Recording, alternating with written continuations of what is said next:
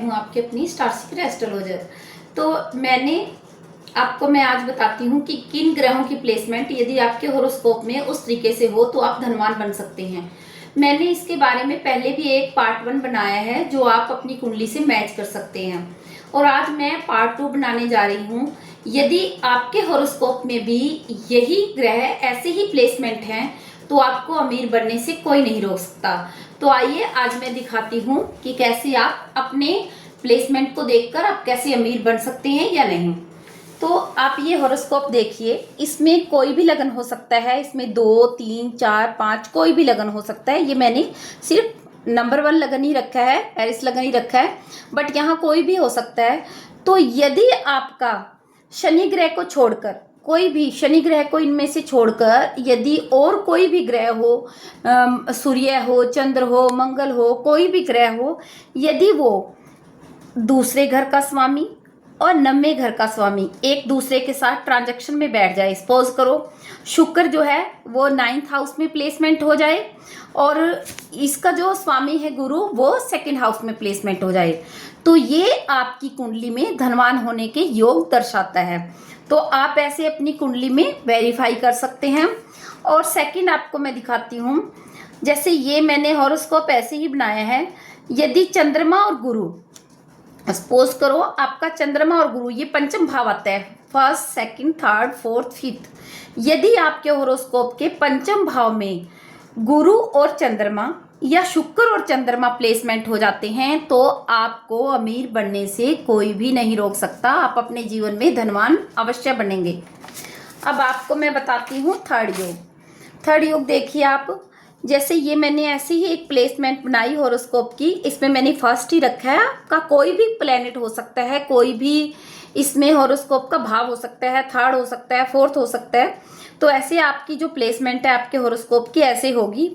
उसमें आपको आप देखिएगा कि यदि 10th भाव का स्वामी 1, 2, 3, 4, 5, 6, 7, 8, 9, 10 ये 10th भाव है हमारा।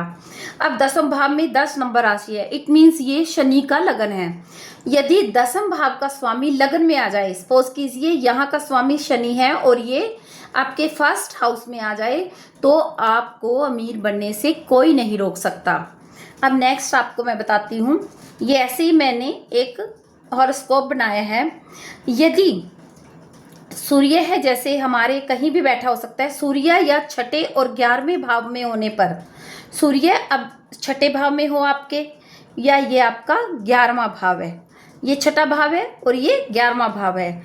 यदि सूर्य आपके 6ठे भाव या 11वें भाव में बैठा हो तो आपको अमीर बनने से कोई भी नहीं रोक सकता।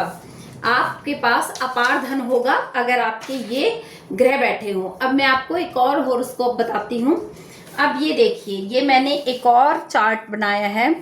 तो इसमें 6ठे, 8वें, 12वें भाव के स्वामी, 6ठा घर कौन सा है, 1, 2, 3, 4, 5, 6, ये 6 हाउस है हमारा, इसको 6ठा भाव बोलते हैं हम। 6ठे, 8वें, 6, 7, 8 भाव ये रहा, एंड 9, 10th, 11th और 12th, ये 12th हाउस का भाव का स्वामी।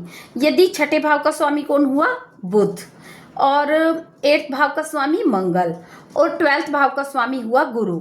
अगर आपका बुध, मंगल और गुरु 6ठे में, 8वें में, 11वें या 12वें भाव में बैठ जाए तो आपके पास असीमित धन होगा। आप बहुत धन कमाएंगे, अपनी मेहनत से कमाएंगे।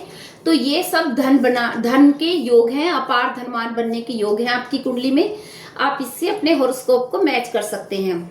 अगर आप अपनी कुंडली मुझसे वेरिफिकेशन कराना चाहते हैं तो आप मेरे व्हाट्सएप नंबर पे मुझसे कांटेक्ट कर सकते हैं। और आप जब आप मेरे पास कुंडली भेजते हैं तो मैं आपके भविष्य के बारे में, या आपका जो बीत चुका है या आने वाला समय है उसके बारे में आपको फुल प्रेडिक्शन करके बताऊंगी। राधे राधे।